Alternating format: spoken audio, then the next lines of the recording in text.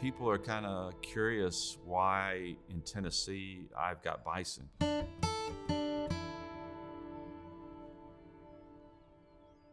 You typically think of Montana and Colorado and the Dakotas and so forth as where the bison are.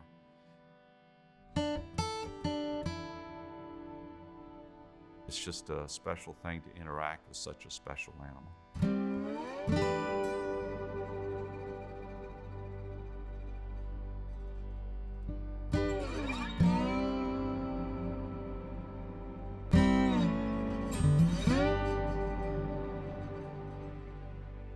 So when we began thinking about raising something on this land, we started exploring, well, maybe we could do cattle, beef cattle, and all up and down this road and in the area is just lots of cattle farmers. And me not knowing the first thing about anything agriculturally, I thought, wow, that's not something I think I could do.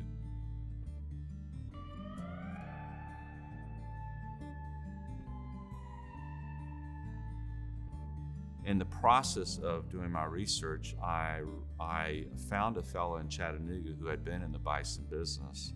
He no longer was, but one of his partners was actually still in the bison business down in Rome, Georgia. He became and has become a really good friend. I call him my bison mentor because he has just really been there for every question I've ever had. And we bought our initial herd from him. So he's become not only a good mentor, but a dear friend as well. So we started with a half a dozen back about 4 years ago, and even before that, it took quite a bit of effort to prepare the land. We went from half a dozen to 11, and we bought a half a dozen more from Colorado who were already pregnant. In the last several days or weeks, we've dropped it down to 29 as we processed one for meat and sold a couple to a local bison farm as well. I think some people ask, why do I have bison if they're dangerous animals? And some of it's probably a quirk of my personality.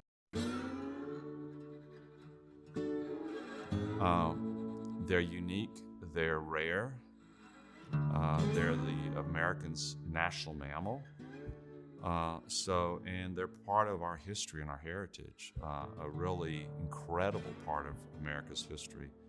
So I really love being able to bring them back from near extinction. It's kind of like a circus. Do you train elephants and do you train lions and tigers? I guess there's some degree of you do that there and you do that here too, but you still remember they're a wild animal. We see videos, viral videos oftentimes on YouTube of people doing stupid things out in Yellowstone and so forth. The first year that we had Dakota, I did a real stupid thing, and it's only the grace of God that I'm still here, but at the last literally inches away from me, he veered away. But had he gone through me, I wouldn't be here today. Just like humans, you can kind of read body language in humans and kind of know how they're feeling and what they're thinking. Same thing with bison. Oftentimes our bison will be right up at the road across, sheltered by a fence, and people are driving by, and it's so cool. Sometimes I'll be coming home and they're stopped right out in front on the highway, taking pictures of the bison or watching them. That's really kind of fulfilling because what it tells me is that we're capturing people's imagination and we're capturing their attention with something that they probably have never seen before, or maybe they've just seen it in a movie somewhere. It's funny how sometimes you start down a road with a certain thing in mind, and you don't realize what you're really going to encounter down that path and that road. You have a perspective, but then all of a sudden you get a mile or two down that road and it's completely different, or it's greater than you ever thought. And that's kind of been the journey that we've had with the bison. You don't call them pets. I mean, you call a 2,000-pound animal a pet? No, you don't. That could kill you? No, you don't. But they are really a part of our family.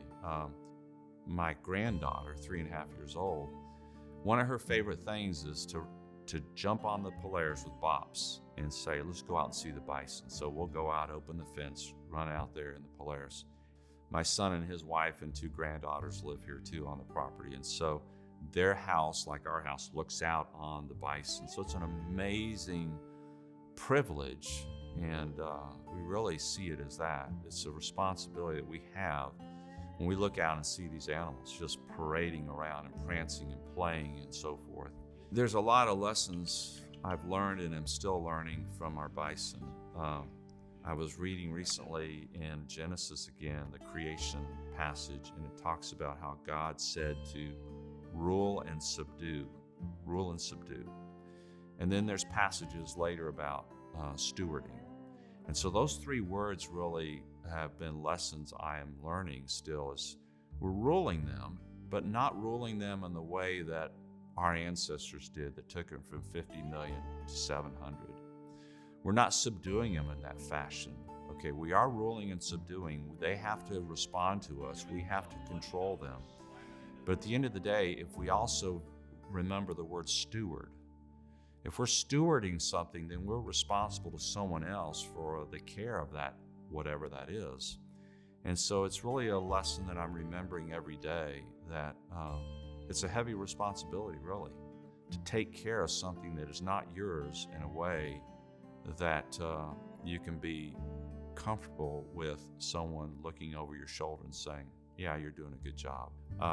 There's a verse that I like in Psalms that says that God's word is a lamp unto my feet and a light unto my path. And if you think about that, there's a light on the path, but sometimes you only see right in front of you, but you have to keep walking to see what's down that path. We might have figured out we don't want to do this, but by exploring it, we found out we really do want to do this.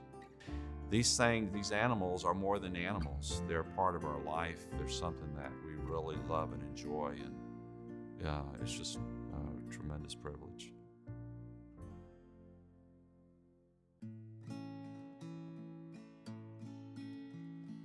Wood smoke at sundown, riding soft on the wind, sets my mind wandering through the places I've been. Tonight's on the mountain.